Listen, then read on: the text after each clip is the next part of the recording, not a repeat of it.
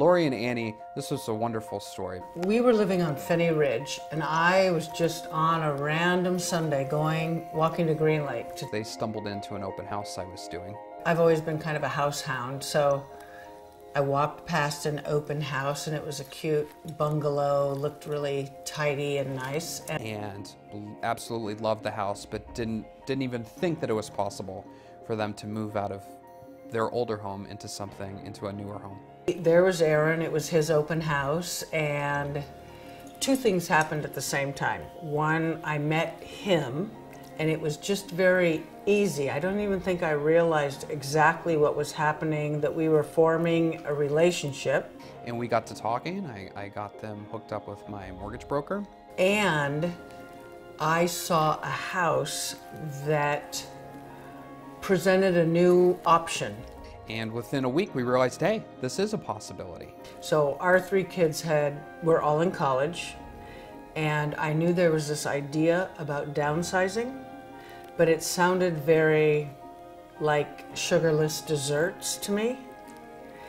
But now I was in this house that was smaller, and it was finished, and I had a whole new picture in my mind of what was possible.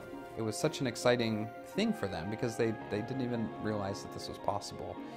Aaron would describe, in the beginning, he described to us what kind of a realtor he was and how hard he was willing to work and how much he would do on our behalf to both sell our home and find us a new home.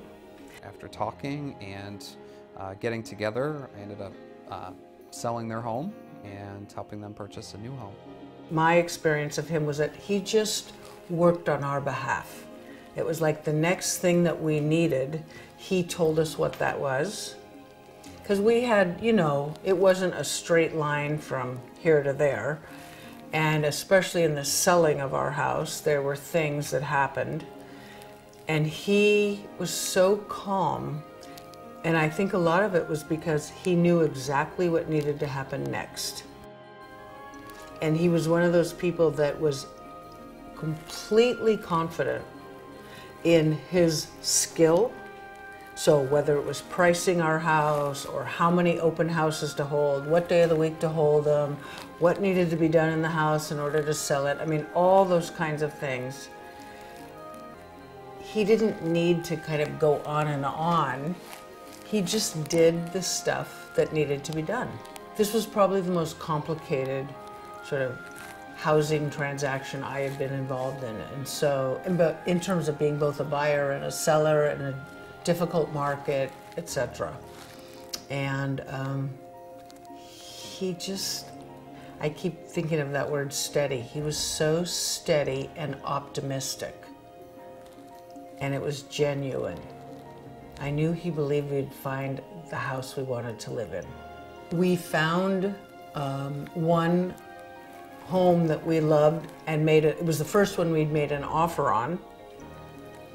And of course we could picture ourselves there and all of that. And in fact, this house that had been on the market, for however long, all of a sudden they've got two offers at the exact same time, and we did not get that house, which of course now we're extremely grateful for.